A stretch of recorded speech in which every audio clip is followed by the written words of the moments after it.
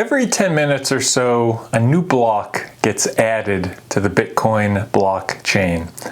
These new blocks show where Bitcoin have moved and what new Bitcoin have been created. But there's always been a little extra space in Bitcoin blocks, some wiggle room for technical data and more odd things like little hidden messages. Easter eggs are always fun. The Pro controller for the original Nintendo Switch had a message to gamers inside of it. The Adventure Time TV show had a little snail that appears in every episode. But it is more ridiculous to think that the potential world money, the global currency, has stupid messages stuck inside of it forever. When you deface a dollar bill, some people might see that, but it's ultimately not going to last. The Bitcoin blockchain by design is extremely resistant. To censor one block, you would effectively be censoring all of Bitcoin, which is just a gigantic task. So if you could put a message into Bitcoin, what would you say? While you think about that, I wanted to share some cool messages that I found. Hidden messages inside the Bitcoin blockchain.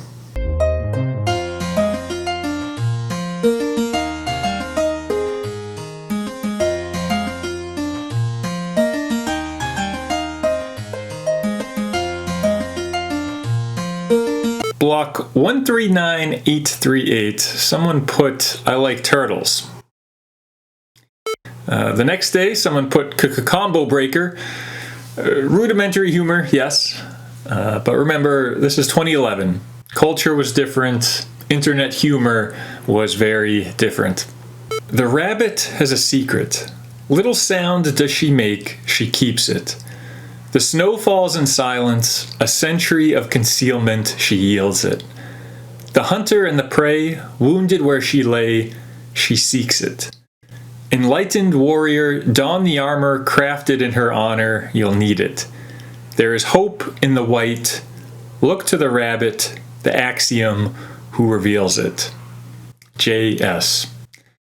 When I saw this, I was like, whoa, there's definitely more going on here. This is not just a little poem. It's old news at this point, but this was actually part of a scavenger hunt that had puzzles sending people all over the internet, including Twitter and the Bitcoin blockchain. I don't know who actually solved it, but there was a grand prize of 4.7 Bitcoin. Not too bad. In the Coinbase for block 162425, we have some text that says, "Stack is innocent." This is likely because in January of 2012, CBS aired an episode of the show called The Good Wife, where a character, Mr. Stack, played by Jason Biggs of all people, allegedly knows the inventor of Bitcoin. It's some legal drama show, but I just wanted to point out this was a mainstream TV network in 2012, way ahead of the general public in talking about Bitcoin. I don't know if a writer or a producer on the show was into Bitcoin, but very cool to see. And someone gave a little nod to the character, Mr. Stack. Block 163255, I have invisible girlfriend. Don't we all? Lots and lots of Valentine's Day messages. Lots of love messages. I don't know the actual percentages, but aside from miners tagging themselves in the Coinbase, I think the most common message on the blockchain, I'd have to guess, believe it or not, are love messages, romantic messages. Happy Valentine's Day, baby. You've brought so much joy into my life, and I hope our love lasts as long as this message will. Lissy, I wish we weren't in such different places in our lives. I'm sure I could make you so happy. Possibly the first emo message on the blockchain, but not the last. How could this happen to me? I've made my mistakes, got nowhere to run. This tribute slash eulogy to Len Sassman is the first piece of ASCII art on the blockchain. Not only is it well done, but this was all the way in 2011. Just so impressive. Satoshi Nakamoto, 433 Park Street, Chino, California. Very interesting.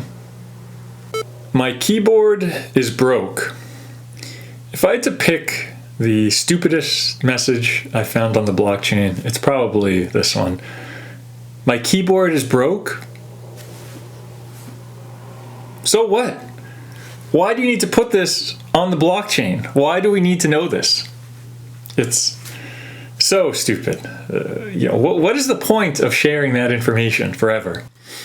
It's so stupid that I have to almost respect it. Maybe it is art.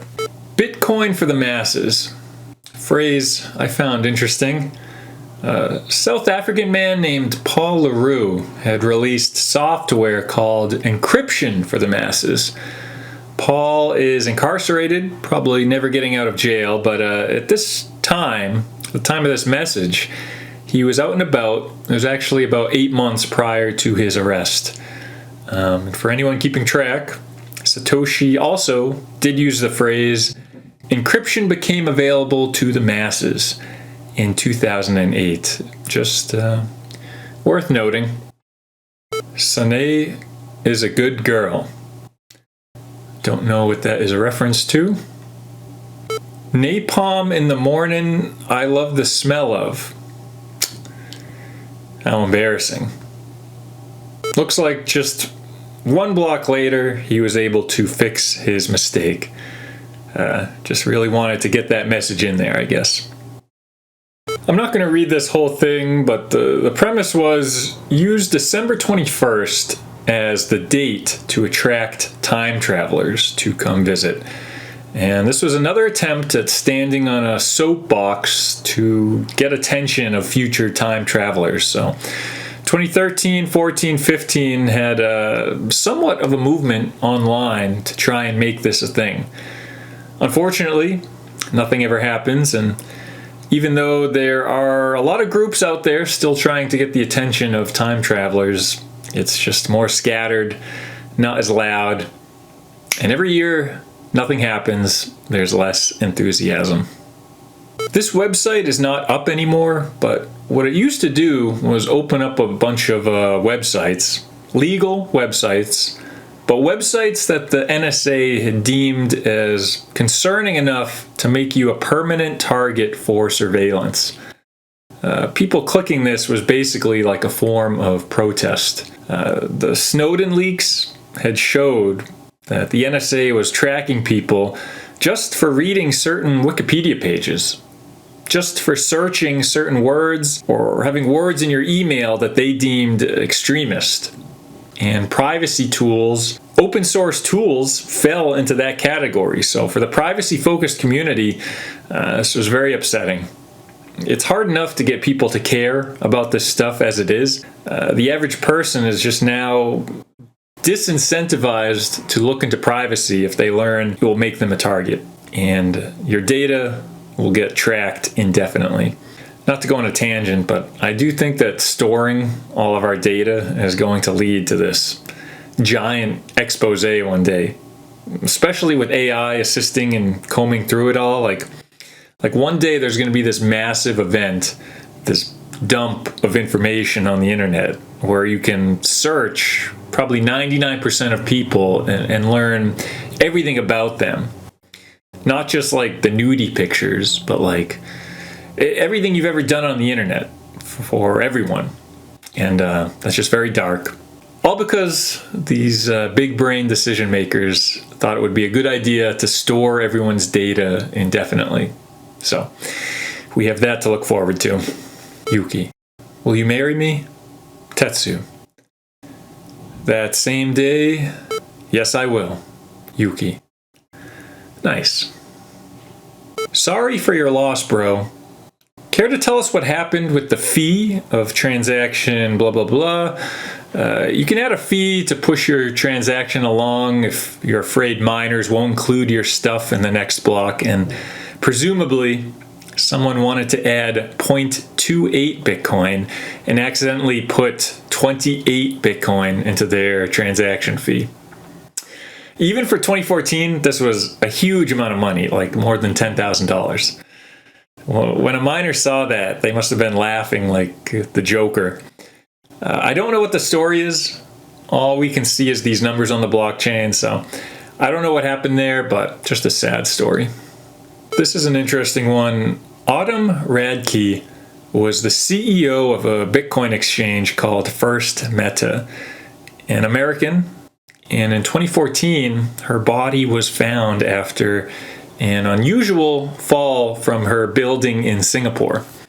She apparently jumped from her deck to unalive herself. But you really die twice, right?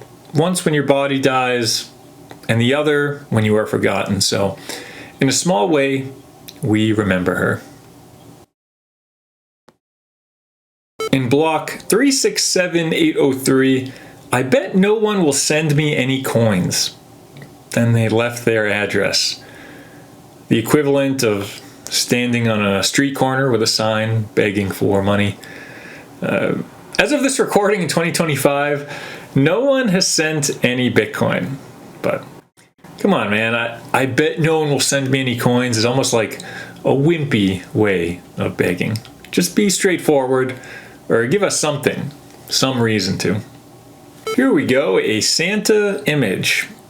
Don't think there's any message other than letting people know it's getting close to Christmas time, so very nice. Warren Buffett, a more detailed image. This was 2015, so I don't think Warren and his friends were calling Bitcoin rat poison at this point. Later, he kind of dissed Bitcoin, but I think people respect him regardless for his investing, driving a crummy car, drinking Coke every day. Very relatable to certain people.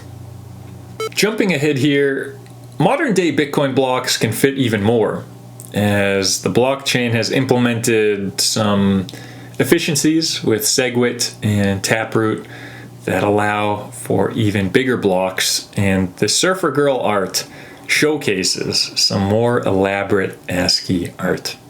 This is an image of Bill Maher, not Bill Maher the comedian, although that would be very funny to put Bill Maher the comedian in there.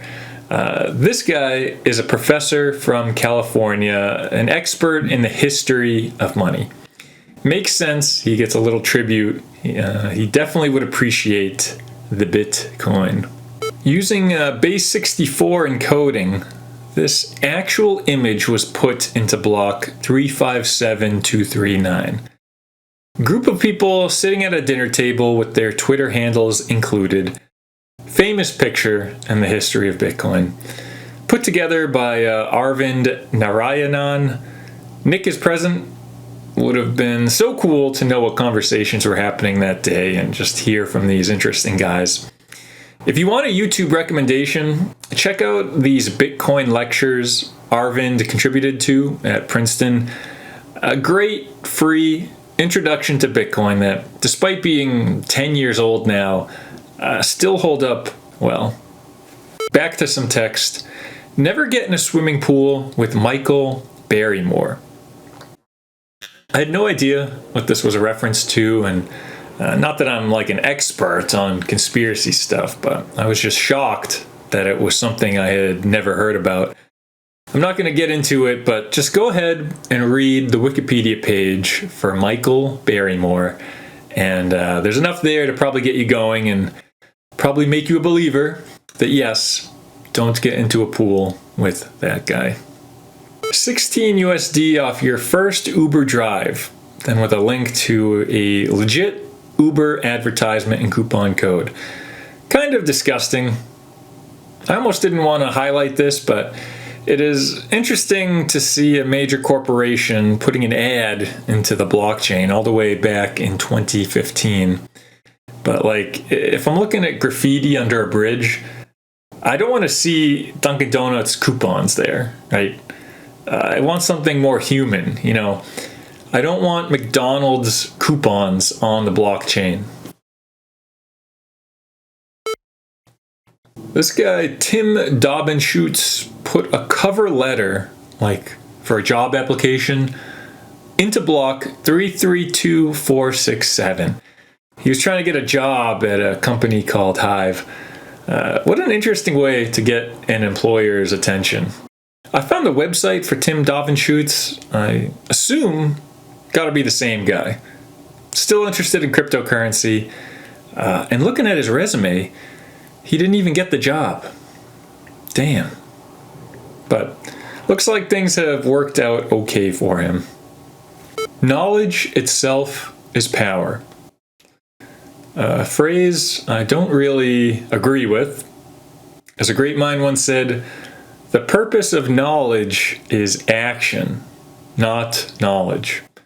If you read a million books, if you have all these great ideas and you just sit on that, well, you're doing yourself and the world a disservice. You got to do something with it. Here's one. It's kind of long, but I wanted to share. When in the course of cosmic evolution, new insight and development enables sentience to interact with the universe in more meaningful ways, it becomes necessary for that same sentience to reconsider the ultimate purpose of its existence and to refocus its efforts towards fulfilling the same. Here, at the dawn of recorded history, we exist as a scattered, violent, and unorganized intelligence. The same biological processes that have gradually bestowed self-awareness have also instilled a fierce competition for resources within us. As well, we harbor a ferocious ego that demands to be validated, and this ego will damage or consume the prosperity of others in the pursuit of this goal. These traits that once helped shape our species into a more noble version of itself are rapidly growing incompatible with our rising sphere of influence. Let these facts be submitted to a candid universe. An existence that consists of a constant state, whether it be an arbitrary value or nil, is not an existence worth salvaging or preserving. The universe that we reside in exists somewhere in between these two extremes and has been growing into an increasingly complex value ever since its moment of genesis. The ability of the universe to regard itself rests solely in this complexity. Otherwise, the sentience that created this message, this technology, and the one that observes it are not possible. Therefore, in lieu of any other assigned purpose, we must pursue the advancement of what has brought us to our current precipice in our climb towards greater understanding. We must pursue complexity. This is the alpha, the current goal of sentience in the universe. All things that we know that are worth preserving arise from it, and the existence of this message and the one who observes it are both proof of the same. With increased complexity of universe and the shifting value it translates to, greater sentience will give rise to greater methods by which we can understand and manipulate our reality. This will ultimately allow us to accomplish our implied duty to prevent our own destruction. It is clear that when a civilization reaches a certain point in its development, it must cross a critical threshold. That threshold is whether it can overcome the destructive variables and competitive values that drove it to its current level of advancement to begin with.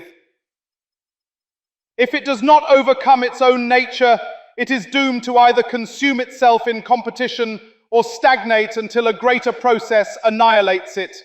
We hold true to the belief that this instance of sentience is one that shall endure. We will take whatever steps necessary to ensure the survival and continued growth of our strand of awareness, with the ultimate goal of joining and contributing to the grand awareness of the universe itself. To this end, we hold the following principles true.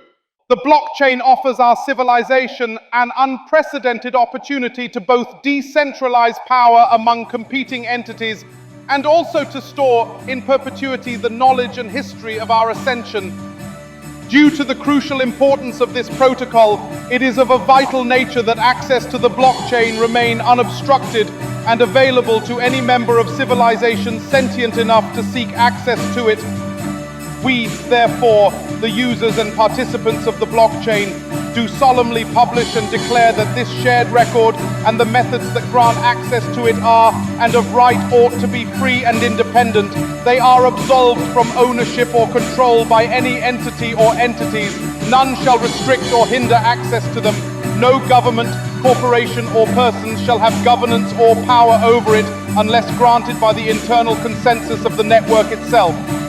Whatever value or significance the blockchain represents shall be determined by the users alone, and no entity shall obstruct that freedom.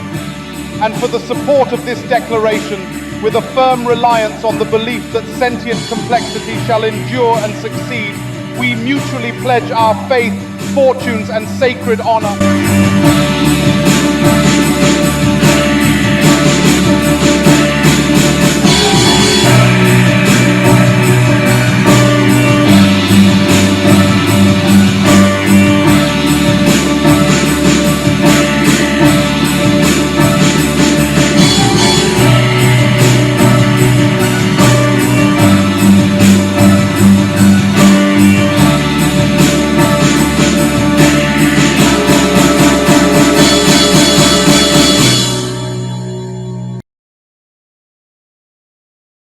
The Sato family arrives from Japan.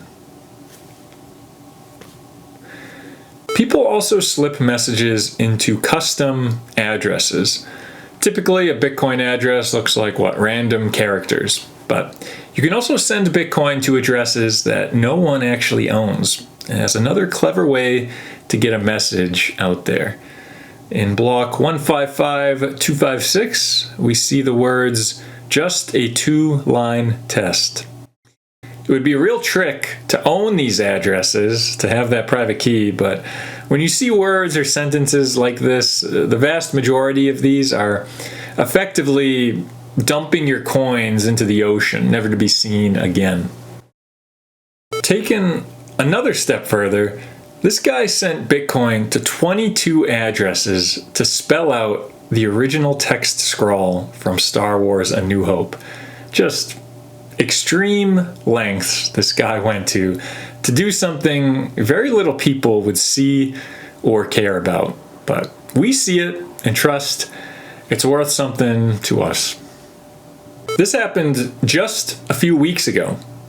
Iran had one of their Bitcoin exchanges attacked, Nobitex. Bitcoin was compromised and sent to a bunch of different vanity addresses saying things like F terrorists.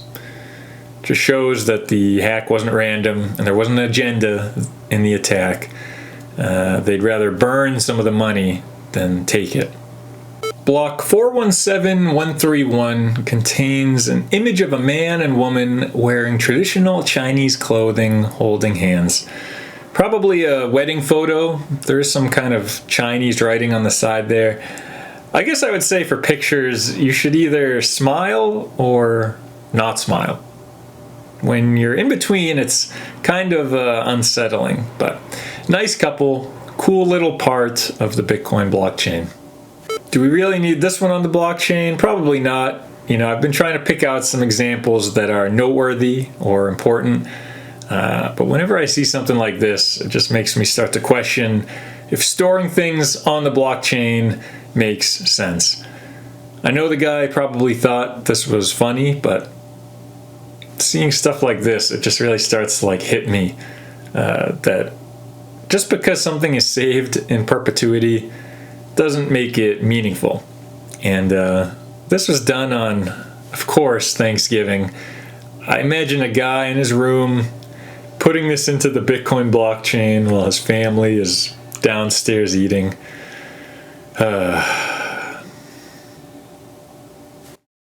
Bike lady, no one knows what it means, but it's provocative. And this is a radioactive question, but it's a question that has been posed many times. What if something illegal something 99.999% of the world is against, is put into the blockchain. Well, in block 230299, there were indexes of pages from the hidden wiki, which, as the name implies, was a Wikipedia for hidden websites on Tor, a Wikipedia for the dark net, which, at the time, had horrible things on there. I don't know the intent of the person who did this, but it was in some ways a stress test. What does the community do? What does law enforcement do? Is Bitcoin software responsible for this? Ultimately, Bitcoin has persisted, and if we think about the internet, are we going to get rid of the internet because of bad people? Maybe some people take that position, but I imagine most people understand the pros outweigh the cons, and we can still go after bad guys without limiting freedom of speech. An English translation of Mein Kampf, block 139690. I don't know if I'm going to say this right. Benedictus Deus Benedictum Nonum Sanctum Is, which is a Latin prayer translating to "Blessed be God, blessed be his holy name." There's a lot of schizo ideas out there about Bitcoin having an immaculate conception, and it's probably too far to go that way, but it's not just purely a technological thing. I do feel, and I know this makes me sound like a crazy person, but I do feel there is a religious hand guiding Bitcoin and protecting the blockchain. There are many, many Bible verses, prayers in the Bitcoin blockchain really early on, like we're talking 2011. And if we jump to 2021, we finally hit Bitcoin block 666666. Do not be overcome by evil. Overcome evil with good.